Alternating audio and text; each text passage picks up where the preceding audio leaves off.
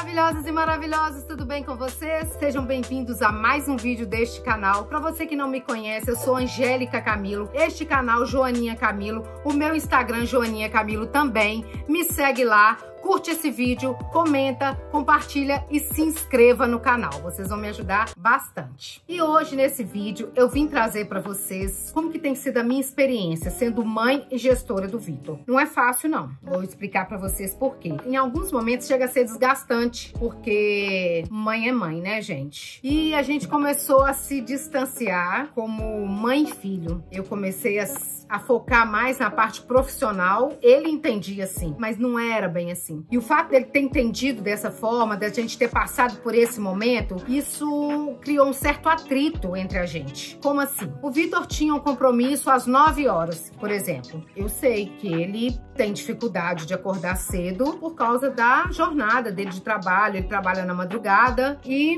eu ficava pensando, se ele tem um compromisso às 9, eu entrava no quarto dele e falava: Vitor, levanta, que você já tá atrasado e que não sei mais o que, blá, blá, blá. Sempre tá na hora de fazer tal coisa. Eu entrava no quarto, acordava ele, abria as cortinas mesmo, não queria nem saber. E eu falava, você tem que cumprir seu compromisso no horário, você tem que ter isso, aquilo. Era uma confusão. E aí ele queria comer alguma coisa, eu achava que ele tinha que comer aquilo que eu achava que ele tinha que comer.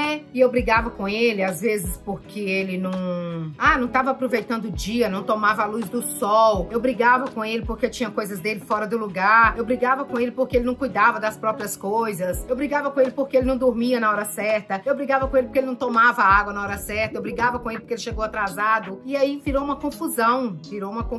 Sabe por quê? Ele não é mais uma criança, né? O Vitor é um homem e eu tinha que estabelecer um limite pra gente ali. Ele tinha que botar um limite pra até onde a mãe dele poderia cuidar, se intrometer nessas coisas, né? Às vezes, em pleno domingo, a gente tava junto, rindo, conversando. Quando pensa que não, entrava no assunto de trabalho.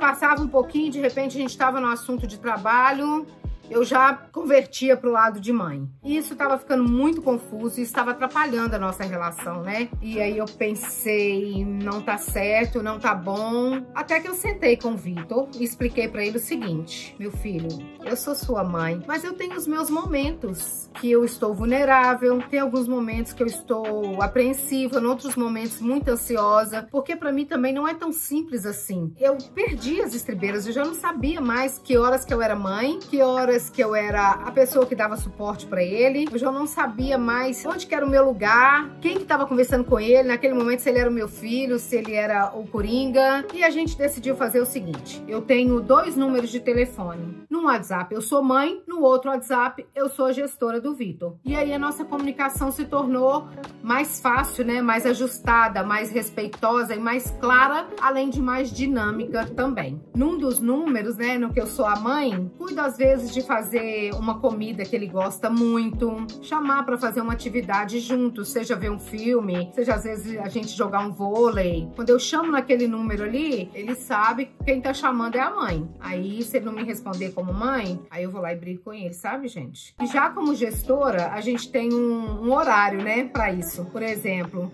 de 10 da manhã até as 18 horas, tudo que eu tiver a falar como gestora, se eu tiver alguma coisa que ele tiver para gravar, alguma entrega que ele tem para fazer, se eu tiver de falar alguma questão de contrato, se eu tiver de falar alguma coisa de trabalho, a gente usa esse tempo, que seria de 9 da manhã até as 18. Passou daí, só a mãe agora que chama. Nem chamo lá, não deixo nenhum recado, só no dia seguinte. E com isso, a nossa relação melhorou bastante. Eu acho que toda relação tem que estabelecer um limite, né? Até mesmo para não haver confusão, não haver um desrespeito um com o outro. Mesmo porque o Vitor já é adulto, né? Acredito que ele já sabe tomar as próprias decisões, ainda que umas certas, outras às vezes nem tanto, mas ele já tem autonomia, né, para isso, já tem idade para isso, e eu não estou aqui mais criando um bebezinho. É o momento agora de eu observar como que ele conduz as coisas, como que ele vem conduzindo a própria vida, e se em algum momento eu achar que ele precisa de um toque, né, de amiga, de mãe, não tem idade, tá, gente, para filho não. O filho pode ter a idade que for, mas mãe é mãe. A gente quer o melhor, né? Então eu vou estar sempre observando, e se eu achar que em algum momento eu tenho que dar um palpite, um puxãozinho de orelha, como mãe eu vou fazer isso, né? Mas agora é o meu momento, inclusive, de observá-lo, né? E contemplar a criação que foi dada, né? Ver até onde ele vai, os limites, o que ele tem de valores, que nada melhor para aprender e ensinar do que exemplos, sabe? Eu acho que a gente fala muito, porque mãe fala muito mesmo, mas na vida, né? A gente aprende mais dando exemplo e seguindo exemplos. E eu acho importante que eu esteja aqui, né? Cumprindo esse papel com o Vitor, entender que existe esse lado profissional e existe o lado que é a mãe, porque e se não fosse eu, gente? Quem seria a pessoa ideal para estar aqui acompanhando, fazendo isso pro Vitor? Por isso que eu entendo que eu tenho um grande valor, depois que a gente fez essa dinâmica de separar quem é a mãe e quem é a gestora, eu entendi, ele compreendeu ainda mais o meu valor profissional e também o meu valor enquanto mãe. E eu também agora consigo olhar para ele como meu filho e consigo olhar para ele como meu...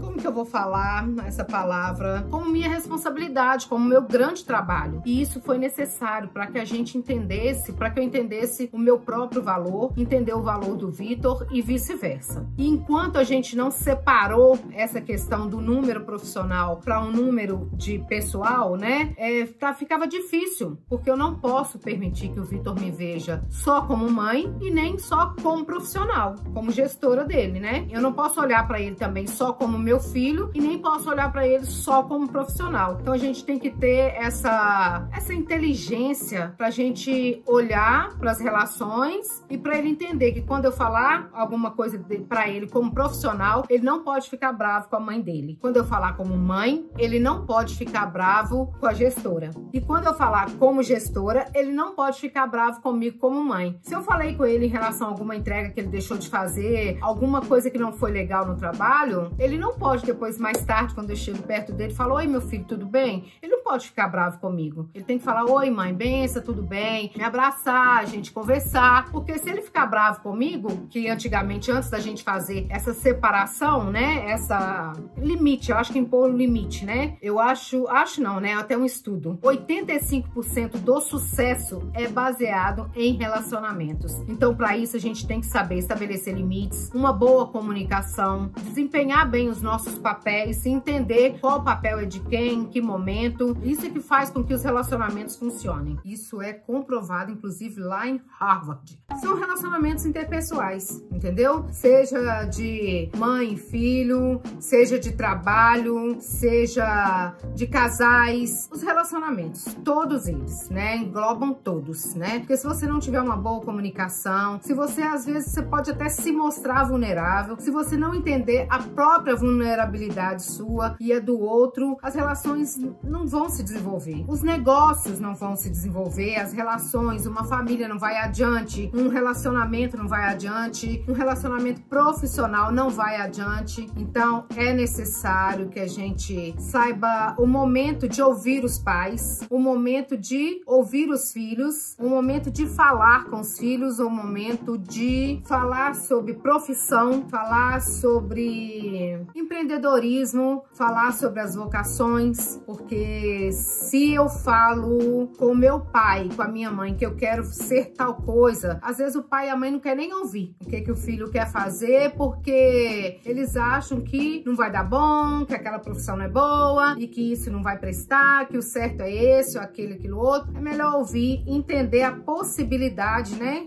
daquela profissão ser uma coisa de fato promissora. E para mim foi muito importante definir esse papel de mãe gestora, porque hoje a minha relação com o Vitor melhorou bastante, tanto como a gestora como a mãe. Então hoje eu consegui definir para mim melhor, entender melhor o meu papel nessa história aqui, e eu acho que isso pode acontecer com todos, né? Eu acho que é super necessário essa provocação, né? Os pais provocarem os filhos para entender o que os filhos pensam, o que eles acham, o que eles têm intenção de trabalhar ou fazer na vida, para ajudar, né, até no direcionamento, para que você possa apoiá-lo e vocês discutirem juntos para que seja um sucesso juntos, né, a escolha de vocês. E é impressionante, gente, como uma simples organização na comunicação melhora, sabe, as relações e os resultados. Muito obrigado por ter assistido esse vídeo. Se inscreva no canal, curta, ative o sininho, comenta e compartilha. Um beijo,